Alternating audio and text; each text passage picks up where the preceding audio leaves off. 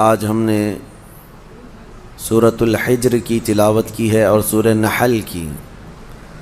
یہ دو صورتیں قرآن پاک میں آئی ہیں، دونوں کے معنی اگر میں آپ کو بتاؤں تو سننے والے کو ایسا لگے گا کہ اس کا کیا مطلب ہے۔ حجر کہتے ہیں پتھر کو، حجر اسود آپ نے سنا ہوگا۔ حجر جو ہے پتھر کو کہتے ہیں، اصحاب الحجر کا اس میں نام ہے، یعنی پتھر والے لوگ، وہ ایک قوم تھی، ان کا تذکرہ اس میں آیا ہے۔ اور سورۃ النحل دوسری سورہ ہے جس کا مطلب ہے شہد، شہد کے نام سے پوری قرآن میں سورہ ہے۔ وہ دونوں کا تذکرہ قرآن پاک میں آیا ہے اور دونوں بہت عجیب و غریب چیزوں کا ذکر ہے۔ یہ اصحاب الحجر کون تھے؟ پتھر والے لوگ۔ یہ ایک ایسی قوم تھی، بہت اونچے چوڑے لمبے لوگ تھے، بڑے طاقتور لوگ تھے، اور ان کا کام یہ تھا کہ پورے پتھر کے پہاڑ کو ہاتھوں سے تراش کر کے اپنا گھر بنا لیتے تھے۔ یہ معمولی بات نہیں ہے، یعنی پتھر کو ڈیزائن کرنا، تراشنا اور اس کے اندر جو ہے دروازے بنانا، کمرے بنانا، سب پہاڑ کے اندر ہی ہوتا تھا۔ باقی کوئی چیز اینٹ سیمنٹ سے جس طرح دیواریں بنائی جاتی ہیں نہیں ہے، یہ وہ آج بھی ان کے بنائے ہوئے گھر میں موجود ہیں۔ مدائن صالح اس کو کہا جاتا ہے، سعودی عرب میں یہ شہر موجود ہے، الاولا نام سے۔ اب ان لوگوں نے اس کو پکنک پوائنٹ بنا دیا ہے۔ پہلے وہاں کوئی جاتا نہیں تھا، لیکن اب ہر چیز میں پیسہ چاہیے تو اس کو بھی ٹورسٹ پلیس کے طور پر کھول دیا گیا ہے۔ تو یہ حضرت صالح علیہ السلام کی قوم ہے۔ حضرت صالح علیہ السلام کو اس قوم کی ہدایت کے لیے بھیجا گیا تھا۔ تو حضرت صالح علیہ السلام آئے۔ اس قوم کو قوم سمود بھی کہا گیا ہے۔ اکڑ بھی بہت تھی، گھمنڈ بھی بہت تھا، جتنے لمبے تھے اتنے گھمنڈ بھی تھے، متکبر تھے، اور وہ اپنے سامنے کسی کو بھی کچھ نہیں سمجھتے، وہ سمجھتے کہ سب سے زیادہ طاقتور ہم ہیں، اور بڑے فنکار لوگ تھے۔ تو جب حضرت صالح علیہ السلام ان کے پاس آئے اور ایمان کی انہیں دعوت دی، ایک تو وہ طاقتور تھے، پہاڑوں کو تراش کر گھر تو بنا لیتے لیکن ایمان سے محروم تھے۔ حضرت صالح علیہ السلام نے ایک خدا کی طرف دعوت دی، اللہ کی عبادت کرو اور دوسرے بتوں کی پوجا، یہ فلاں فلاں چیزیں چھوڑ دو۔ انہوں نے کہا آپ جھوٹ بولتے ہیں، یہ سب چیزیں ہوتی نہیں ہیں۔ وَلَقَدْ كَذَّبَ أَصْحَابُ الْحِجْرِ الْمُرْسَلِينَ۔ کذب کا مطلب ہوتا ہے جھٹلا دیا۔ حضرت صالح علیہ السلام کو سیدھے سے انہوں نے نکار دیا، کہا کہ آپ نبی نہیں ہیں، آپ کوئی نبی ہیں، کوئی رسول ہیں؟ تو بہرحال حضرت صالح علیہ السلام کنٹینیو دعوت دیتے رہے۔ تو اس قوم نے کیا کہا جانتے ہیں؟ ہم تو اپنے ہاتھوں سے پہاڑ کو تراشتے ہیں تو گھر بن جاتا ہے، آپ اگر سچ میں اللہ کے نبی ہیں تو اس پہاڑ سے کوئی زندہ جانور نکال کر کے دکھا دیجیے۔ آپ پہاڑ کے یعنی پتھروں سے۔ تو حضرت صالح علیہ السلام کو چیلنج کیا تھا لوگوں نے۔ نبی صالح علیہ السلام ایک پتھر کے پاس آئے اور اس پتھر کو آپ نے ہاتھ مارا تو اس پتھر سے ایک اونٹنی پیدا ہوئی، اور وہ بھی حاملہ اونٹنی، چلتی تھی، پھرتی تھی، ساری چیزیں۔ آپ کو میں یہ بات بتا دوں کہ جانور سے جانور کا پیدا ہونا یہ نیچرل ہے، اور کسی پتھر سے ایک جاندار پیدا ہو جانا، اس کو کیا کہیں گے؟ یہ معجزہ ہے۔ اب یہاں پر میں رک کر کے آپ کو یہ بتا دوں، کچھ لوگ یہ کہتے ہیں یہ سب کہانیاں ہیں اسلام میں، جیسے ایتھسٹ، ان کے بہت اعتراضات ہیں کہ معجزہ ایسا کیسے ہو سکتا ہے، چاند کیسے پھٹ گیا۔ آپ کہتے ہیں یہ سب تو آپ کی بنائی ہوئی باتیں ہیں، یہ معجزے کو نہیں مانتے کہ نیچر کے خلاف ایسا نہیں ہو سکتا۔ ہم کہتے ہیں نیچرل چیز آپ کو یہ لگتی ہے، لیکن کچھ چیزیں ایسی ہوتی ہیں جس کو سپر نیچر کہا جاتا ہے۔ قانون سے بھی بڑھ کر کے کوئی چیز ہوتی ہے، قانون سے بڑھ کر کے، یعنی کوئی چیزیں ہیں دنیا میں، کچھ قانون ہے۔ میں آپ سے پوچھتا ہوں، گریویٹی کا قانون پتہ ہے نا؟ اکثر سارے بچے جو پڑھے لکھے ہیں وہ جانتے ہیں گریویٹی یہ لا آف گریوٹی جس کو کہتے ہیں، کوئی بھی چیز اوپر جائے گی تو زمین کی طرف نیچے گر جائے گی. ہاں، ایک چھوٹی سی بھی چیز، ابھی اس کو میں انگوٹھی کو ادھر چھوڑوں تو کیا یہ رکھی کھڑی رہے گی؟ قانون کیا ہے؟ گریوٹی کا جو لا آف گریوٹی، ہر چیز زمین اس کو کھینچتی ہے. کشش ثقل اس کو کہتے ہیں، ہر وزنی چیز کو زمین اپنی طرف کھینچ لیتی. یہ قانون ہے، لا آف گریوٹی ہے. لیکن اس کے برخلاف بھی تو ہم دیکھ رہے ہیں، ہزاروں کلو کے وزن کی ایروپلین ہوا میں اڑتی ہے، اس کو زمین کیوں نہیں کھینچ لیتی؟ یہ کچھ لا آف گریوٹی سے بڑھ کر کے کوئی انسان ہی نے بنایا نا، اور دنیا اس کو ایکسیپٹ کر رہی ہے. ہونا تو یہ چاہیے. پانی میں ایک چھوٹا سا تنکا بھی ڈال دو، کیا ہوگا؟ پانی میں اندر چلا جائے گا. لیکن ہزاروں ٹن وزن لے کر کے کچھ شپ، کچھ جہاز پانی پر ایسے ہی تیرتے ہوئے جاتے ہیں، انسانوں کو بھی لے کے چل رہے ہیں، سامان کو بھی لے کے چل رہے ہیں. تو قانون جو ہے اس سے ہٹ کر کے بھی تو کچھ چیزیں ہوئی ہیں نا، دنیا میں ہو بھی رہی ہیں. تو معجزہ جو ہوتا ہے وہ سپر نیچر ہے، اور یہ بھی اللہ کے نبیوں سے ہے.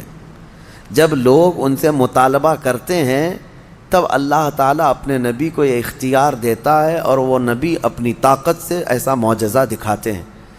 اب پتھر سے اونٹنی کا پیدا ہونا یہ معجزہ ہے. ان کو، بعض لوگوں کو یہ ہضم نہیں ہوگی بات اور سمجھ میں نہیں آئے گی.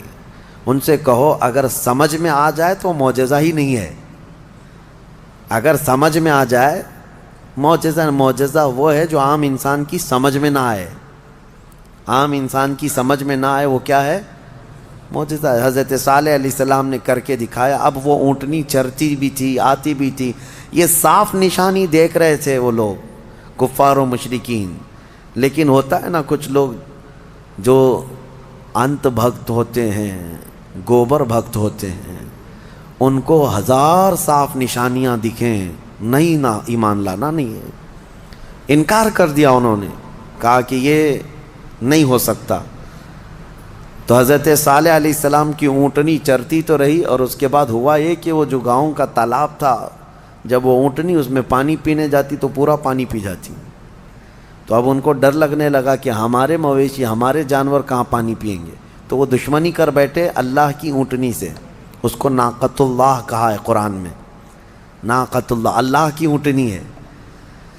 تو اب پھر اس کی دشمنی کرنے لگے. حضرت صالح علیہ السلام نے ڈرایا، یہ اللہ کی نشانی ہے، اس کے ساتھ چھیڑ چھاڑ کرو گے تو اللہ کا عذاب آئے گا، اس اونٹنی کو کچھ نہ کرنا. ہاں پانی کی ضرورت ہے، میں باری لگا دیتا ہوں، ایک دن یہ اونٹنی پانی پیے گی، ایک دن تمہارے جانور پانی پئیں گے. اس طرح باری لگی، سب کو پانی ملتا تھا. لیکن اس کے باوجود یہ قوم سمود جو غرور اور گھمنڈ میں مبتلا تھے، انہوں نے ایک دن حضرت صالح علیہ السلام کی اس اونٹنی کو پکڑا اور تیر مار کر کے اس کو قتل کر دیا، اس کو مار دیا. جب اونٹنی جیسی ہی ختم ہو گئی، اللہ کا عذاب آنا تھا. وہ کیا کہتے تھے پتہ ہے؟ ہمیں پتہ ہے عذابات کا آپ جو ڈر سناتے ہیں، اگر نوح علیہ السلام کی قوم پر جیسے عذاب آیا تھا، کیا آیا تھا؟ طوفان، پانی بھر گیا تھا. اگر آسمان سے بارش بھی نازل ہو، طوفان بھی آئے تو ہمیں کچھ فرق نہیں پڑے گا، کیونکہ ہم بہت اونچے پہاڑوں پہ رہتے ہیں. پتھر کے پہاڑ، اس کے اندر رہتے تھے، پہاڑ تو نہیں بہیں گے. دوسری چیز، اگر لوط علیہ السلام کی قوم پر جیسے عذاب آیا پتھر برسنے کا، اگر وہ بھی آ جائے تب بھی ہمارے پہاڑوں جیسے گھروں پر کچھ بھی اثر نہیں ہوگا. کون سا عذاب؟ اگر بہت تیز ہوائیں بھی آئیں تو پہاڑوں کو اٹھا کے تو نہیں لے جا سکتی. یہ پورا ایک ایک پہاڑ 2000 3000 فٹ اونچے پہاڑ ہیں. آج بھی جا کے دیکھ سکتے ہیں آپ، اتنے اونچے اونچے پہاڑوں کو تراش دیتے تھے اور گھر بنا کر اس میں رہتی کہ ہوائیں بھی اس کو نہیں اڑا سکتی. تو طوفان کا عذاب، پتھر کی بارش کا عذاب، یا پھر ہواؤں کا عذاب کیا آئے گا؟ وہ چیلنج کرتے تھے حضرت صالح علیہ السلام کو. حضرت صالح علیہ السلام نے اللہ کی بارگاہ میں عرض کی کہ مولا، میں نے جو دعوت دینی تھی ان کو دے دی، اور یہ سرکشی پر اتر آئے ہیں. تو اللہ تعالیٰ نے عذاب جو بھیجا وہ کیسا عذاب تھا؟ فَأَخَذَتْهُمُ الصَّيْحَةُ. یہاں اللہ تعالیٰ فرماتا ہے صیحہ ایک لفظ ہے قرآن میں، چیخ کا عذاب، چیخ کا عذاب. میں آپ کو ابھی بتاتا ہوں قرآن سے کیا کیا چیزیں ثابت ہیں. معجزے کو آج سائنس کے اعتبار سے میں منواتا ہوں آپ کو. جیسے ابھی میں نے کہا کچھ قانون ایسے ہیں جو سپر نیچر ہے، قانون سے جو عام ہیں اس سے بڑھ کر کے. اب چیخ کا جو عذاب ہے، چیخ کس کی چیخ تھی؟ حضرت جبرائیل علیہ السلام آئے زمین پر، انہوں نے ایک چیخ ماری، آواز نکالی. اب فرشتے کی آواز میں کیا طاقت تھی واللہ عالم. وہ آواز جب پھیلتی گئی تو اتنی تیز آواز تھی کہ یہ اپنے گھروں میں، پہاڑوں جیسے پتھروں کے گھروں میں جہاں تھے، اس آواز کی وجہ سے ان کا بھیجا نکل کر کے کانوں سے باہر آ گیا، اور وہ جہاں تھے وہیں پڑے کے رہ گئے. آواز کو برداشت نہیں کر سکتا آدمی. اب میں آپ کو بتاؤں، دنیا چیخ کے عذاب کو دیکھ چکی ہے، تبھی جا کر کے یہ بم والی جو آج کیفیت ہے، کئی جگہوں پر جو بارود بم وغیرہ جو بنائے گئے، اس میں ہوتا کیا ہے؟ صرف آگ نہیں لگتی ہے بلکہ اس میں آواز ہے، اور جتنی تیز آواز ہوتی ہے اتنی تیز ہلاکت ہوتی ہے. جتنے بم بنائے جاتے ہیں، ایٹم بم ہوں یا اور بھی دوسرے، اس میں بہت سخت قسم کی آواز، جب وہ بم پھٹتا ہے تو یہ آس پاس کی چیزیں جو ٹوٹتی ہیں یہ بارود کی وجہ سے نہیں ٹوٹتی، صرف اس آواز کی وجہ سے ٹوٹتی ہیں. آواز کے اندر یہ طاقت ہے. کبھی آپ ڈی جے کو بجتے ہوئے دیکھتے ہوں گے، جب بہت تیز ساؤنڈ ڈی جے والے لگاتے ہیں تو ہمارے گھر کی کھڑکیاں ہلنے لگ جاتی ہیں. آپ محسوس کرنا، کبھی آپ کے گھروں کے سامنے سے اگر کوئی ڈی جے جانے لگ جائے تو گھر کے برتن بھی ہلنے لگ جائیں گے. ان کو کون ہلا رہا ہے؟ برتنوں کو کون ہلا رہا ہے؟ کھڑکیوں کو کون ہلا رہا ہے؟ آواز میں اتنی طاقت ہے. یہ تو ڈی جے بہت شارٹ قسم کی آواز ہے جس کو آج آپ سن سکتے ہیں، لیکن جو بم کی آواز ہے اس کو آپ کے کان نہیں سن سکتے. اور یہ دنیا کی بنائی ہوئی آوازیں ہیں، اس سے کئی ہزار گنا زیادہ ایک فرشتے کی آواز میں طاقت ہے. جب وہ آواز آئی ہوگی تو پھر انسانوں کا کیا حشر ہوا ہوگا. تو صرف چیخ کی وجہ سے وہ پوری قوم ہلاک ہو گئی، سب اپنے گھروں میں پڑے رہ گئے، وہ عذاب الہی کے شکار ہو گئے. یہ ان کا ذکر اس سورے میں آیا ہے. ان کو اصحاب الحجر کہا گیا ہے. یہ پتھر والی قوم ہے. اے گھمنڈ میں مبتلا لوگو، آج تمہیں اگر ایسا لگتا ہو کہ میرے پاس بہت کچھ ہے اور میں بچ جاؤں گا، تو اصحاب الحجر نہیں بچ سکے. وہ اپنے پہاڑ جیسے گھروں کے اندر مردہ پڑے رہ گئے. صبح جا کر کے دیکھا گیا تو سب کی لاشیں بدبو میں سڑ رہی تھیں. صرف اس چیخ کے عذاب میں سب مبتلا ہو گئے، پوری قوم ہلاک ہوئی. اب آپ اندازہ کریں، قیامت بھی جو قائم ہونی ہے نا، وہ بھی آواز پہ ہی قائم ہونی ہے. آواز، یہ آج دنیا کو اچھی طرح سے پتہ ہے کہ ساؤنڈ کے اندر کتنا پاور ہے، اور آواز کے ذریعے سے ہی پوری دنیا کو ختم کیا جائے گا. کیسے؟ حضرت اسرافیل علیہ السلام سور پھونکیں گے. سور ایک باجے جیسی شکل کی ایک چیز ہے. یہ اسرافیل علیہ السلام ایک فرشتے ہیں اللہ کے، وہ ہاتھ میں لے کر کھڑے ہیں انتظار میں کہ جب مولا کا حکم ہوگا اس کو بجائیں گے. جیسے ہی اس کو پھونکنے لگیں گے دنیا میں آواز پھیلے گی. پہلے ہلکی ہلکی ہلکی ہوتے ہوئے وہ آواز اتنی بڑھ جائے گی کہ لوگ پہلے اس آواز کو سنتے ہوئے بے ہوش ہو جائیں گے. پھر اسی آواز پر پوری دنیا کی موت ہو جائے گی. ایک بھی باقی نہیں رہے گا، ایک بھی باقی نہیں رہے گا. اس سور کی آواز پر سارے کے سارے پورے روئے زمین پر جتنے انسان ہیں وہ سب کے سب مر جائیں گے. یہ قیامت قائم ہونے کا منظر ہے.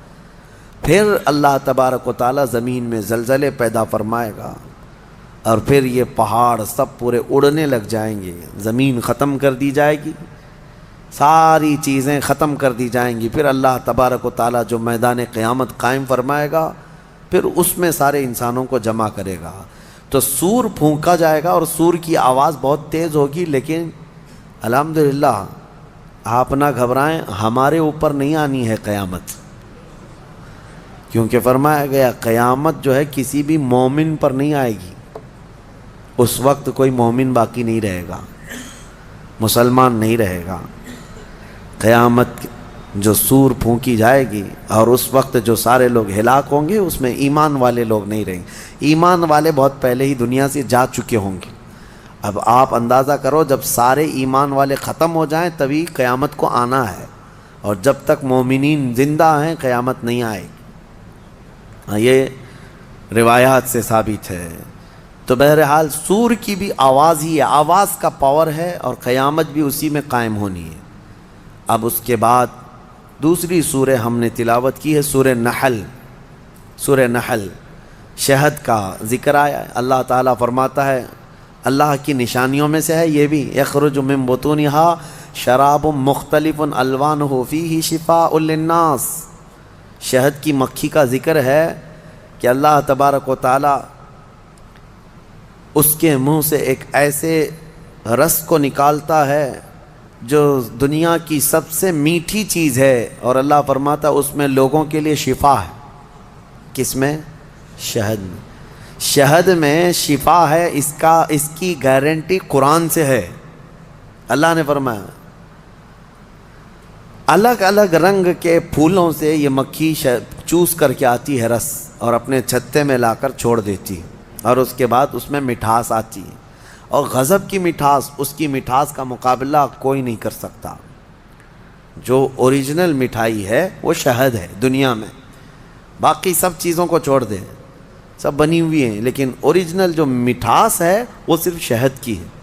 اس کا ذکر کیوں ہے؟ دو جانوروں کا اللہ نے ذکر فرمایا، ایک گائے کا، یعنی دودھ دینے والی جو بھی ہے۔ اللہ فرماتا ہے کہ ہم دودھ کہاں سے نکالتے ہیں، دودھ کہاں سے آتا ہے؟ قرآن فرماتا ہے من بین فرث و دم، گوبر اور خون کے بیچ سے۔ گائے چارہ کھاتی ہے، اس کے بعد اس کو جگالی کر کے وہ ہضم کرتی ہے، اور اس کا وہ فضلہ بن جاتا ہے، اور اسی سے تھوڑا خون بھی بنتا ہے۔ خون اور اس کے گوبر کے بیچوں بیچ سے دودھ کو اللہ نکالتا ہے۔ اللہ فرماتا ہے من بین فرث و دم لبنا خالصا، خالص دودھ نکلتا ہے، نہ اس میں گوبر کا اثر آتا ہے، نہ خون کا اثر آتا ہے، اور نہ ہی کسی گائے کو چیر کر کے دیکھ لو کہ کوئی فلٹر اندر رکھا ہوا ہے۔ کون سی مشین لگی ہوئی ہے؟ کون سی مشین لگی ہوئی ہے کہ اس دودھ کو صاف کر کے، یعنی اس میں خون کے ذرات ہیں تو الگ کر دے، گوبر کے ذرات ہیں تو الگ کر دے؟ میاں رنگ بھی نہیں آتا اور نہ ہی مزہ آتا ہے۔ دودھ کے اندر کبھی خون کا مزہ آیا؟ دودھ کے اندر کبھی گوبر کا مزہ آیا؟ نہ مزے کو اللہ ملنے دیتا ہے، نہ اس کے اثر کو، نہ اس کے رنگ کو ملنے دیتا ہے۔ اور قرآن میں اللہ فرماتا ہے کہ ان دونوں کے بیچ سے خالص دودھ کو نکالتا ہے اللہ تعالیٰ، اور یہ پینے والوں کے لیے پیٹ بھرنے والی غذا ہے۔ ایک اس کا ذکر ہے اس جانور کا، اور دوسرا مکھی کا، کہ مکھی جو ہے یہ عبرت کی چیز ہے، شہد کی مکھی۔ اللہ کرے کہ آپ کو کبھی ڈنک نہ مارے، کبھی ڈنک نہ مارے۔ اگر یہ مارتی ہے تو زہر چڑھتا ہے، جسم پھول جائے گا، چہرے پہ اگر کاٹ لے، کئی لوگوں کا اس میں انتقال بھی ہوا، موت بھی ہوتی ہے۔ اگر کئی مکھیاں مل کر کے کاٹ دیں آدمی کو شہد کی، آدمی مر سکتا ہے، زہر ہے۔ سمجھ میں نہیں آتا، وہ زہریلی مکھی ہے، اور پھولوں کا جو رس چوستی ہے اس میں سے آپ بھی چوس کے لا کے اپنے گھر میں تھوک کے دیکھو۔ گلاب کو چوس لو، موگرے کو چوس لو، چمیلی کو چوس لو، اور اپنے گھر کے ایک کٹوری میں تھوک کے دیکھو، بدبو ہی آئے گی۔ اور پھولوں کا رس تو کڑوا ہی ہوتا ہے، لیکن وہ مکھی زہریلی خود بھی ہے اور چوستی کڑوے پھولوں کا رس ہے، اور لا کر کے چھتے میں جب ڈالتی ہے تو نہایت ہی شیریں، نہایت ہی میٹھی چیز۔ اب اللہ تبارک و تعالیٰ فرماتا ہے کون ہے جو اس میں مٹھاس پیدا کرتا ہے؟ کون ہے؟ اس کو مٹھاس پیدا کرنے والا کون ہے؟ وہ خالق کائنات ہے، جو پھولوں کو رنگ دیتا ہے اور شہد کی مکھی کے منہ میں مٹھاس دیتا ہے۔ اب اسی کو کہا گیا ہے یہ عبرت کی چیز ہے۔ ویسے آپ کو میں یہ بات بھی بتا دوں، وہ ڈنک مارے تو زہریلی، لیکن تھوک دے اپنے چھتے میں تو وہ شفا والی غذا ہے۔ ایک ہی منہ سے دو چیزیں کیسے؟ اتنا زہر بھی ہے کہ کاٹے تو مر جائے، اور اتنا ہے کہ اپنے گھر میں چھوڑے تو بیماروں کو شفا بھی ہو جائے۔ ایک ہی مکھی کے اندر یہ دو چیزیں۔ اعلیٰ حضرت فاضل بریلوی رضی اللہ تعالیٰ عنہ کی یاد آتی ہے، آپ نے فرمایا گستاخان رسول کو، وہ فرماتے ہیں اعلیٰ حضرت ظالموں میں شہد کی مکھی کی طرح ہوں۔ اعلیٰ حضرت اپنے آپ کو کہتے ہیں میں شہد کی مکھی کی طرح ہوں، جس کی مٹھاس کا بھی جواب نہیں، جس کے ڈنک کا بھی جواب نہیں۔ وہ اپنوں کے لیے میٹھا رس دیتا ہے اور ظالموں کے لیے وہ ڈنک بھی مارتا ہے۔ اعلیٰ حضرت نے اپنے لیے مثال میں فرمایا شہد کی مکھی کی طرح۔ لیکن میں آپ کو ایک روایت یہ بھی بتاؤں، اس شہد کی مکھی کے اندر جو مٹھاس آتی ہے، اتنی مٹھاس کیسے؟ فرمایا کہ یہ جب پھولوں کا رس چوستی ہے تو پھولوں کا رس چوس کر اپنے گھر جانے تک یہ حضور پاک پر درود پڑتی ہے، اور اس درود کی برکت ہے حضور پاک صلی اللہ تعالیٰ علیہ وسلم کے کہ اس کے منہ میں مٹھاس پیدا ہوتی ہے۔ اللہ تعالیٰ ہمارے منہ میں مٹھاس پیدا فرمائے، زبان میں آپ کے اثر پیدا فرمائے۔ یہ دونوں چیزیں اللہ تعالیٰ نے عبرت کے طور پر فرمایا ہے۔ دو جانوروں کا ذکر ہے اور دونوں عبرت کے لیے ہے۔ اب ان لوگوں کو آج کے زمانے میں پتہ چل رہا ہوگا نا کہ دودھ کہاں سے نکلتا ہے، آج سرچ کر کے بتا رہے ہوں گے نا کہ دودھ کہاں سے نکلتا ہے۔ ڈائری والوں کو پوچھو یا اس کے جو ریسرچ اسکالرس ہیں ان سے پوچھیں۔ لیکن قرآن 1400 سال پہلے بغیر کسی سونوگرافی کے، بغیر کسی چیر پھاڑ کے جب بتا رہا ہے، تو آج بھی ان لوگوں کو عقل میں نہیں آتی بات کہ آخر یہ باتیں قرآن میں آئی کیسے؟ اس وقت نہ سائنس کا وجود، نہ کسی مشین کا وجود۔ تو محمد عربی صلی اللہ تعالیٰ علیہ وسلم کی زبان سے جو کلمات نکلے وہ ان کے اپنے نہیں ہیں، یہ خلاق کائنات کے کلمات ہیں۔ جس نے پوری کائنات کو پیدا کیا اسی نے یہ تمام چیزیں بیان کیا۔ آج ہی کے پارے میں ہم نے دو بہت اہم آیتیں تلاوت کی ہیں، وہ ہمارے لیے بہت ہی ہمت والی آیتیں ہیں۔ اللہ فرماتا انا نحن نزلنا الذکر وانا لہ لحافظون، بے شک ہم نے ہی قرآن کو اتارا ہے اور ہم ہی اس کی حفاظت کرنے والے ہیں۔ اللہ کا وعدہ ہے، یہ 26 لے کر کے جو بیٹھے ہوئے ہیں یہ پاکھنڈی مر جائیں گے، قرآن کا کچھ نہیں کر سکیں گے، کچھ نہیں کر سکیں گے۔ قرآن برسوں سے اسی طرح محفوظ ہے۔ اچھا ایک بات میں آپ کو بتا دوں، ایک جاہل بدتمیز قسم کا ایتھیسٹ اٹھا سوال کرتا ہے، کافی پہلے کی بات ہے، کہا کہ کہتے قرآن کو اللہ ہی حفاظت کرتا ہے، اللہ حفاظت کرتا ہے۔ لے جا کر کے اس نے ہاتھ سے جلا دیا، کہا میں جلایا، قرآن تو بچا نہیں۔ یہ ایسی ہی پاگل ہے جیسے نمرود نے کیا تھا۔ حضرت ابراہیم علیہ السلام نے کیا کہا تھا نمرود سے؟ میں اس خدا کی عبادت کرتا ہوں جو موت بھی دیتا ہے، حیات بھی دیتا ہے۔ تو اس نے کیا کیا؟ جیل سے 2 قیدیوں کو نکالا اور ایک کو مار ڈالا اور ایک کو آزاد کیا، کہا میں بھی زندگی اور موت دیتا ہوں۔ یہ ایسی پاگل ایتھیسٹ ہے۔ اس نے قرآن کو جلا کر کے یا ختم کر کے کہا کہ یہ کہاں بچ سکا؟ نادانو، قرآن کا مطلب یہ اوراق نہیں ہے، یہ فنا ہے، یہ چیزیں ورق جو ہے یہ دنیا کی بنی ہوئی ہے۔ ہم اس ریولیشن کو مانتے ہیں جو قرآن نازل ہوا ہے، جو نفس مضمون ہے، وہ کبھی فنا نہیں ہوگا، وہ کبھی ختم نہیں ہوگا۔ وہ علم الہی ہے، وہ اللہ کی صفت ہے، وہ اللہ کی صفت ہے۔ قرآن میرے سینے میں ہے، ان کے سینے میں ہے، یا ورق پر ہے، یہ سب چیزیں جا سکتی ہیں، یہ چیزیں جا سکتی ہیں، لیکن وہ ریولیشن، وہ نزول قرآن کا وہ کبھی ختم نہیں ہوگا۔ اس کے متعلق ہم کہتے ہیں تم 100 نہیں، 1000 نہیں، 1,00,000 جلا لو اوراق کو جلانے کا مطلب یہ سمجھتے ہیں کہ قرآن جلا دیا، قرآن ختم ہو گیا۔ نہیں، قرآن کی حفاظت اللہ خود فرما رہا ہے۔ اللہ فرما رہا ہے، یہ اپنے گھر دیکھ لیں، گھر نہیں بچا پا رہے ہیں، ان کا اپنا کوئی محفوظ نہیں رہ گیا ہے۔ اور یہ آج کی بات نہیں ہے میرے عزیزو، برسوں سے۔ ایک سوال یہ بھی آتا ہے کہ قرآن وہی آتھینٹک ہے یا نہیں۔ اس سے قبل بھی میں پہلی ہی تفسیر میں اس کو بتا دیا تھا، جب شروع کیے تھے ہم لوگ۔ یہ سوالات یہ ملحدین کی طرف سے آتے ہیں، بددین ایتھیسٹ جو ہیں، ناستک لوگ، وہ کہتے ہیں کہ کیسے پتہ؟ ہم نے یہی کہا کہ اگر اس کے خلاف تمہارے پاس کوئی ثبوت ہے کہ کوئی دوسرا بھی قرآن تھا تو لا کے دکھا دو۔ 1400 سال سے کہاں سوئے ہوئے تھے سارے لوگ؟ ایک ہی قرآن کیوں ہے پوری دنیا میں جو الحمدللہ سے شروع ہوتا ہے والناس پہ ختم ہوتا ہے؟ وہ کہیں کا بھی ہو، امریکہ کا ہو، انڈیا کا ہو، افریقہ کا ہو، پاکستان کا ہو، عرب کا ہو، کہیں پر بھی جاؤ قرآن آپ کو یہی ملنے والا ہے۔ حتیٰ کہ ہمارے درمیان سینکڑوں فرقے ہو گئے ہوں گے، ہر فرقے میں قرآن یہی ہے، یہی قرآن ہے۔ شیعوں کے ہاں بھی، دیوبندیوں کے ہاں بھی، اہل حدیث کے ہاں بھی، چاہے جتنے بھی مکاتب فکر دنیا میں ہیں، فرقے ہیں، سب کے پاس قرآن یہی ہے، یہی قرآن ہے۔ تو کوئی الگ قرآن کیوں نہیں ملتا؟ یہ ان کے لیے سب سے بڑا سوال ہے کہ اتنے تواتر تک، یعنی لاکھوں لوگوں کا ایک چیز پر جمع ہونا دنیا میں محال ہے، کوئی ایک تو اگینسٹ ہوگا۔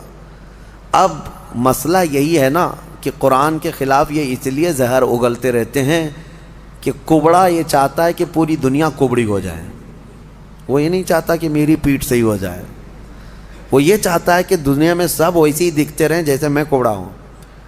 ہاں، خود کے گھروں کی کتابوں کا حال تو یہ ہے کہ بیچارے یہاں ایک الگ پبلش ہوتی ہے، وہاں ایک الگ پبلش ہوتی ہے، سب کے روایتیں بدلی ہوئی ہیں، اس کا مضمون الگ ہے، اس کا مضمون الگ ہے، بائبل پتہ نہیں مارکیٹ میں کتنی ملتی ہے، الگ الگ ہے، ویدوں میں تبدیلیاں ہیں، پران میں تبدیلیاں ہیں، شرح لکھنے والوں میں الگ الگ باتیں ہیں۔ تو ظاہر سی بات ہے دنیا میں دوسری کتابوں کو انہوں نے دیکھا تو سوچتے ہیں قرآن بھی ایسا ہی ہے۔ میں یہ کہتا ہوں ترجمے 1000 ہو سکتے ہیں، تفسیریں 1000 ہو سکتی ہیں، لیکن قرآن کا وہ نفس مضمون ایک ہی رہے گا، قیامت تک ایک ہی رہنے والا ہے۔ اور یہی اللہ کا وعدہ ہے، ہم نے ہی قرآن کو اتارا ہے اور ہم ہی اس کی حفاظت کرتے ہیں۔ ہاں، اور دوسری آیت جو میں کہہ رہا ہوں، 2 آیتیں ہم نے پڑھی ہے۔ دوسری آیت ہے وَنَزَّلْنَا عَلَيْكَ الْقُرْآنَ تِبْيَانًا لِكُلِّ شَيْءٍ۔ اللہ فرماتا ہے ہم نے قرآن میں ہر چیز کا واضح بیان کر دیا ہے، واضح بیان کر دیا۔ میں تقریباً آج سے 10 سال پہلے کی بات ہوگی، تو 2012 وغیرہ میں ایک صاحب وہ پوچھنے لگے، وہ بڑے ماڈرن خیالات کے ہیں، تو انہوں نے کہا آپ کہہ رہے ہیں قرآن میں ہر چیز کا واضح بیان ہے، تو کیا پیٹرول کا بھی ذکر ہے قرآن میں؟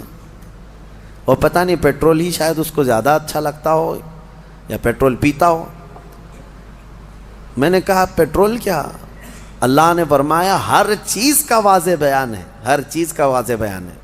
ہم نے ان سے پوچھا تمہیں پتہ ہے سمندر میں موتیاں ہیں؟ پتہ ہے نا، سمندر میں ہی ہوتی ہے نا موتیاں۔ کہا ہاں ہے۔ کہا جاؤ ڈوب کے لے کے آؤ۔ کہا ہمارا کام نہیں ہے۔ کہا کس کا ہے؟ وہ جوہری کا کام ہے جو غوطہ لگاتا ہے۔ کہا یہی قرآن میں ہر چیز کا بیان ہے، اس میں غوطہ لگانے کا کام اماموں کا ہے جو مجتہدین ہیں، ائمہ مجتہدین ہیں، علماء صالحین ہیں، جس کا جیسا علم ہوگا وہ غوطہ لگاتا ہے اور قرآن سے نکالتا ہے۔ ارے سیدنا عبداللہ ابن عباس سید المفسرین صحابی ہیں، حضور سے سب سے زیادہ قرآن کی تفسیر سیکھنے والے، وہ کہتے ہیں قرآن کے علم کے بارے میں اگر میرے اونٹ کے گلے کی رسی بھی گم ہو جائے تو میں قرآن سے ڈھونڈ لوں گا، ہاں قرآن سے ڈھونڈ لوں گا۔ تو یہ ہر چیز کا واضح بیان ہے، لیکن یہ اپنے اپنے ظرف کی بات ہے، اپنے اپنے علم کی بات ہے۔ ہمیں پتہ ہے سمندر میں بہت سارے خزانے ہیں، لیکن ہر ایک کا کام نہیں ہے کہ سمندر میں جا کے موتیاں لے آئے۔ ہاں کچھ لوگ کوشش کر بھی لیں گے تو سیپیاں لا سکتے ہیں، سیپ لے لیں گے، موتیاں لانا اور وہ سب جانکار لوگوں کا، ماہرین کا کام ہوتا ہے۔ اسی طرح میرے عزیزو قرآن عظیم میں ہر چیز کا واضح بیان ہے۔ اس کا مطلب اب یہ بھی نہیں ایک فرقہ نکلا ہے اہل قرآن، ابھی ایک فرقہ ہے، انٹرنیٹ پر کتنے فرقے آئیں گے پتہ نہیں، ابھی 72 تو بہت پہلے ہی ہو گئے جو جہنم میں جانے والے تھے، ابھی آ ہی رہے ہیں، ان کی شاخیں پہ شاخیں ہو رہی ہے اہل قرآن۔ اور اللہ کی پناہ یہ اکثر جو ہے نا پاکستان سے نکلتے ہیں۔ ایک اسی طرح کا فرقہ جس میں وہ یہ کہتے ہیں کسی بھی حدیث کی ضرورت نہیں، کسی بھی چیز کی ضرورت نہیں، ہمارے لیے قرآن کافی ہے۔ قرآن میں اللہ نے فرمایا نا ہر چیز کا واضح بیان کیا، تو اس آیت کی وجہ سے اب کسی دوسری چیز کی ضرورت نہیں۔ بس قرآن ہی کافی ہے، قرآن ہی کافی. وہ دنیا کو ایسا گمراہ کرتا ہے آدمی، ہاں بات کرنے نہیں دیتا علماء کو، لیکن وہ لوگوں پر اپنے لچھے دار باتوں سے حاوی ہونے کی کوشش کرتا ہے. ہر چیز کا بیان قرآن میں، ہر چیز کا بیان قرآن میں. کافی سال پہلے ہمارے استاد گرامی حضور محدث کبیر رحمۃ اللہ ادام اللہ اقبالہ، آپ نے فرمایا تھا کہ آپ کا ایک اہل قرآن سے کسی سے مباحثہ ہو رہا تھا، ہر چیز کا بیان قرآن میں، ہمارے لیے قرآن کافی ہے. تو حضرت نے اس سے کہا کہ تو ٹھیک ہے، کتا کھانا کہاں ہے، کیا ہے بتائیے، حلال ہے کہ حرام ہے؟ قرآن میں اس کا ذکر ہونا چاہیے، صاف صاف ذکر ہو کتا کھانا کیا ہے. اگر حلال ہے تو پہلے تم کباب بنا کے کھاؤ، اور حرام ہے تو پھر قرآن سے دکھاؤ. نہیں تھا. کیا قرآن میں ہر جانور کا پرٹیکولر نام ہے؟ نہیں ہے، فارمولے بتائے گئے ہیں. اور قرآن کو سمجھنے کے لیے رسول پاک کی حدیث ضروری ہے، کیونکہ وہی نور ہے جو اس پر روشنی ڈالتا ہے. نبی پاک صلی اللہ علیہ وسلم کی حدیثوں کے بغیر قرآن کو سمجھنے کی کوشش کرو گے، پھر اٹکل پچھو مارتے رہ جاؤ گے. اس کا مطلب یہ ہو سکتا ہے، اس کا مطلب یہ ہو سکتا ہے. نبی پاک صلی اللہ تعالیٰ علیہ وسلم کی احادیث سے جس نے قرآن کو سمجھا وہ ہدایت پر ہے، وہ ہدایت پر ہے. ورنہ یہی انٹرنیٹ کے کیڑے جو ابھی نکلے ہوئے ہیں اپنا فرقہ بنائے، اور انہوں نے کیا کیا انکار کر دیا. معجزہ نہیں ہوتا، یہ تورات زبور انجیل کوئی کتاب ہی نہیں تھی. ہاں، اور سب سے افضل قوم جو تھی وہ بنی اسرائیل تھی، امت محمدیہ نہیں ہے. آیتوں کے ذریعے سے بہت کچھ توڑ مروڑ کر کے مانے. کہاں سے سمجھ رہا ہے؟ اس سے سوال کرو تو کہا ہم اپنی عقل سے سمجھتے ہیں، عقل سے سمجھتے ہیں. ان کو حدیث کی ضرورت نہیں، حدیث کا لفظ تک نہیں لیتے. وہ کہتے ہیں عقل سے، ہم اپنی عقل سے سمجھتے ہیں، اللہ نے ہم کو اتنی ہدایت دی. اگر ان سے صرف ایک سوال کر لیں، ایک سوال کر لیں، سب چیزیں تمہارے لیے قرآن ہی کافی ہے نا. پہلی بات تو یہ بتاؤ کہ یہ قرآن تم تک آیا کیسے؟ کیا تمہاری عقل پہ ڈائریکٹ نازل ہو گیا، جبرائیل امین لا کر کے دے دیے؟ کہاں سے آیا قرآن؟ اس کی آتھینٹسٹی چاہیے. تو ان کو بولنا پڑے گا، ان کو بولنا پڑے گا کہ رسول اللہ پر نازل ہوا، اور اس کو جمع کس نے کیا؟ کس نے کیا؟ عام لوگ جانتے ہیں، صحابہ اکرام نے جمع کیا. اب صحابہ اکرام سے تابعین میں آیا، تابعین سے پھر اولیاء امت میں آیا. یہ ایسے ہی چلتا چلتا قرآن ہمارے تک آیا نا. اب یہ صاحب یہ بیچ کے سارے سند ہٹانا چاہتے ہیں، نہیں، ہم کو ڈائریکٹ چاہیے. اگر تم یہ صحابہ کرام اور یہ تابعین کے سلسلے کو ختم کرو گے تو قرآن کی سند بھی نہیں رہ جائے گی، قرآن کی سند بھی نہیں رہ جائے گی. قرآن کو اگر تم حقانیت والا کتاب مانتے ہو تو یہ ماننا پڑے گا اس کو ہم تک پہنچانے والی جو ذاتیں ہیں وہ نبی پاک صلی اللہ علیہ وسلم کے سچے غلام ہیں، اور انہوں نے ہی حضور کی حدیثیں بھی بیان کی، اور قرآن کی تشریح بھی انہوں نے ہی ہمیں سمجھایا. اسی لیے قرآن کو اپنی عقل سے نہیں بلکہ صحابہ اور تابعین کی سمجھ سے ہمیں سمجھنا ہے. جیسے رسول اللہ نے انہیں سمجھایا ہے ویسے ہم قرآن سمجھنا چاہتے ہیں. تو عقل نہیں، گوگل نہیں، بلکہ فہم صحابہ جس کو کہتے ہیں، صحابہ اکرام. ابھی لوگوں کو بڑا آسان ہے، آیت سمجھنا ہے گوگل کر دو، اور گوگل لا کر کے دیا. اور گوگل کتنی جگہ گلیوں میں پھنساتا ہے پتہ ہے، بڑی بڑی گاڑیاں لے جا کر کے نکڑ پہ لگا دیتا ہے. گوگل میپ والی آنٹی جو بولتی ہے اس کے پیچھے پیچھے چل کر کے کتنی مرتبہ تو ہم بھی دھوکے کھائیں. ہاں، ہم کو جو ہے دلی سے نکل کر کے گاڑی میں 6 لوگ تھے، میپ لگا کر کے چل رہے ہیں. میں کہا کہ مجھے پتہ ہے راستہ، ڈرائیور صاحب رامپور کے تھے، کہے کہ نہیں میپ سے چلیں گے. رات کے 2 بج چکے ہیں، میپ سے چلتے چلتے کچے راستے پر لے کے گئے. میں کہا بریلی کا راستہ اتنا کچا تو نہیں ہے، دلی ایئرپورٹ سے بریلی جانا ہے. کچے راستے پر لے جا کر ایک جگہ ڈیڈ اینڈ آ گیا، کچھ بھی نہیں، اور بیریکیٹنگ ڈال کر کے پولیس لوگ کھڑے ہیں، ٹارچ ہمارے اوپر مارنے لگے. کہا ادھر کیوں آئے؟ ہم نے کہا کہ ہم بریلی جا رہے ہیں. انہوں نے کہا یہ تو سب جیل ہے، یہاں کیسے آ گئے رات کے 3 بجے؟ تو یہ ہے گوگل وہاں تک پہنچاتا ہے. بہت سارے لوگ صرف جو ہے نا آیتوں کو گوگل کر کے وہیں تک جیل تک جانا چاہتے ہیں. صرف اس پر ڈیپینڈ مت رہو. ہاں، میں یہ نہیں اس کا انکار نہیں کرتا کہ اس میں کچھ نہیں ہے، لیکن یہ آتھینٹک ہے یا نہیں اس کو سمجھنے کے لیے پھر تمہیں علماء حق کی ضرورت ہوگی. آج جو فارورڈ ہو رہے ہیں نا سارے میسیجز، حدیث حدیث حدیث کہہ کر وظیفے وظیفے وظیفے، اس کے لیے بھی کیا تمہارے پاس اتنی عقل ہے کہ حقیقت میں یہ بخاری کی حدیث ہے یا نہیں؟ کیسے پتا تمہیں؟ یہ مسلم شریف کا اس میں ریفرنس دے دیا، کیسے پتا تمہیں؟ ایک بات یاد رکھو، قیامت تک جتنی بھی ٹیکنالوجی آ جائے لیکن علماء صالحین جو اصول جانتے ہیں ان کے محتاج ہی رہیں گے۔ امام غزالی رحمۃ اللہ علیہ فرماتے ہیں اگر علماء اس زمین پر نہ ہوں تو انسان سب جانور ہیں، وہ صرف جانوروں کی طرح گھومتے رہ جائیں گے۔ آپ کو حق اور باطل میں فرق کرنے کا طریقہ انٹرنیٹ سے نہیں معلوم پڑے گا، پھر تمہیں کسی کے ہاں جا کر کے سمجھنا ہی ہوگا۔ بہرحال اللہ تبارک و تعالی ہمیں قرآن سے ہدایت عطا فرمائے اور بد دین اور گمراہوں کی صحبت سے اللہ ہماری حفاظت فرمائے۔ جو اہل قرآن جو نیچری فرقہ ہے اللہ تعالیٰ اس سے آپ کی حفاظت فرمائے، جنہوں نے فرشتوں کا انکار کر دیا، شیطان کا انکار کر دیا اور جنت کا، دوزخ کا، حساب کا، کتاب کا، سب چیزوں کا انکار کر دیا۔ وہ کہتے ہیں جو چیز نہیں دکھتی وہ ہوتی نہیں ہے، جو چیز دکھتی نہیں ہے وہ ہوتی نہیں، وہ جتنی دکھتی ہے اتنی ہی وہ مانتے ہیں، جتنی وہ دکھتی ہے ان کو اتنی مانتے ہیں۔ 9 مہینے تک اپنی بیوی کے پیٹ میں بچہ بھی نہیں مانتے، جب تک آیا نہیں دنیا میں تب تک بچہ ہے نہیں۔ ہاں، دکھنے والی چیز ہی ان کو یقین کرنا۔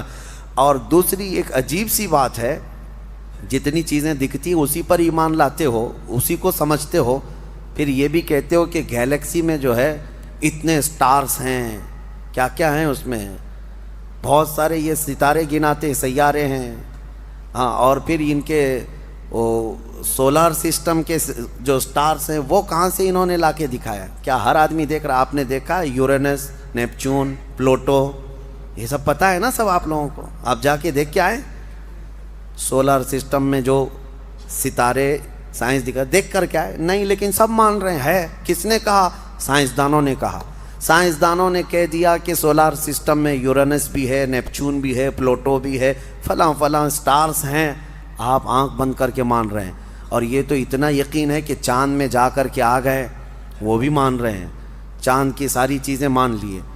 تم دنیا کو سائنسدانوں کے کہنے پر مان سکتے ہو، ہم اللہ کے حبیب کے کہنے پر جنت و دوزخ کیوں نہیں مانیں گے؟ یقیناً اس رسول نے ہمیں خبر دیا ہے، اس پر ہم ایمان لاتے ہیں، اور اللہ تعالی ہم سب کو غیب پر ایمان لانے والی جماعت میں ہی قبول فرمائے۔ وآخر دعوانا ان الحمد للہ رب العالمین۔